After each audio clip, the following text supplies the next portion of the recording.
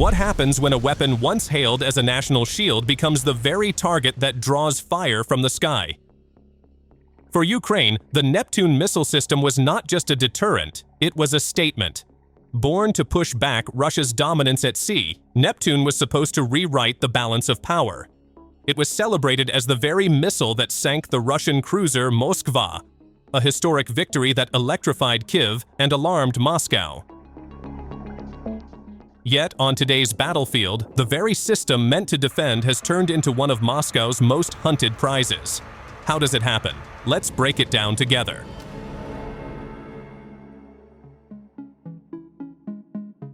On August 29th, reports emerged that the Russian military had struck and destroyed Ukraine's Neptune missile system in Zaporozhye. According to Sputnik International, the attack by an Iskander missile not only eliminated the system, but also killed the crew operating it. Additional footage released by the wrong side showed Neptune launchers burning under heavy shrapnel damage, with analysts suggesting that at least 2 units would have to be scrapped. This marked one of the most direct blows against Ukraine's long-range strike capability. Further claims added geographic precision, as War in Ukraine UA reported the strike occurred near Liubytske in the Zaporizhzhia sector, even providing detailed coordinates of the site. However, this was not the first time the Neptune system had been targeted. Earlier, on May 3rd, Ukraine attempted a large-scale strike on Crimea using multiple long-range weapons. During the attack, Russian air defenses successfully intercepted 3 Neptune anti-ship missiles, alongside 8 Storm Shadow cruise missiles. Both military news and the Ministry of Defense of Russia confirmed that none of the missiles reached their targets. That interception underscored a bitter truth. Neptune, once a symbol of technological independence, was still vulnerable against layered Russian air defense. Together, these incidents highlight how Ukraine's Neptune system, once hailed as a strategic deterrent, has faced consistent and crippling blows both on the ground and in the air. However, the strikes against Ukraine's Neptune missile system were not an isolated case. This was not the first time Ukraine's missile arsenal has been targeted. Russia has consistently sought to dismantle both its offensive and defensive capabilities. Alongside Neptune, one of the most significant targets has been the US-supplied air defense missile systems, particularly the highly prized US-made Patriot batteries. On August 1st, the Uncensored News released nighttime footage of explosions in Kyiv, noting the absence of any Patriot activity. The silence of these systems raised critical questions. Were the batteries destroyed, relocated, or crippled by ammunition shortages? For Ukraine, the stakes are enormous. Patriot units are scarce, irreplaceable in the short term, and prohibitively expensive to replenish. Each destroyed launcher represents not just a tactical loss, but a political one, as Western-supplied systems are symbols of credibility for Ukraine's partners. Further pressure was evident on August 24th, when Sputnik International reported a new wave of Russian strikes using Fab 500 bombs, Iskander missiles, and Geran drones. These attacks destroyed multiple Ukrainian assets, including 4 MLRS systems and a tank, underscoring that Russia's campaign extends beyond neutralizing Neptune to systematically degrading the broader air defense network that shields Ukraine's skies.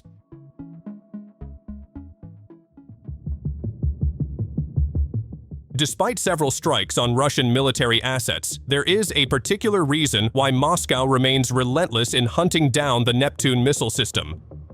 When examined closely, Neptune is not just about the missile, it is the entire weapons system behind it. A full unit usually consists of 4 key components: the Transporter Erector Launcher, or TEL, a reloader vehicle carrying spare missiles, a command and control vehicle, and a target acquisition radar. The launchers themselves are massive, mounted on Kraz 7634HE 8x8 trucks, making them difficult to conceal from Russian satellites and reconnaissance drones. Under ideal conditions, a single Neptune battery could field up to 72 missiles in one coordinated salvo. But on today's battlefield, every detected launcher is essentially a beacon guiding an Iskander or a Giran too straight to its position. The weaknesses of the system are just as evident. The Neptune missile itself costs around $500,000 to $1 million per unit. The radar is conventional, easily deceived by decoys, and vulnerable to Russian electronic jamming. Without an operational radar and command post, a Neptune TEL is nothing more than a truck with empty tubes. This is precisely where the Russian Iskander M becomes the system's executioner. Unlike Neptune's slow and radar-dependent framework, the Iskander strikes with sheer speed and precision. Each missile carries a 480 to 700 kilogram warhead, launched along a quasi-ballistic trajectory at hypersonic speeds of Mach 6 to 7. With a range of up to 500 kilometers and a circular error probable or CEP of less than 7 meters, the Iskander is engineered to eliminate hardened, high-value assets. Against a Neptune battery, the difference is devastating. What takes Ukraine an entire battery to prepare, a radar lock, command relay, launcher elevation, and firing sequence can be wiped out by a single Iskander strike in seconds.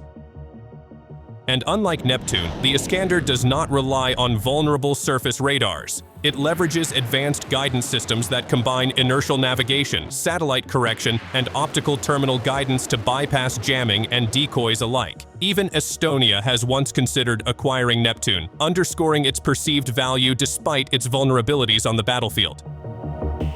In the end, Neptune's story is not one of triumph, but of exposure. Every system that rolls onto the field becomes a target. Every radar, it pings a signal for destruction. And as the Iskander continues to prove its supremacy, fast, precise, and nearly untouchable, the balance tilts further. For Ukraine, Neptune remains a weapon of prestige, but prestige alone cannot survive a battlefield where speed and precision decide the outcome. That's today's wrap-up. Thank you for watching.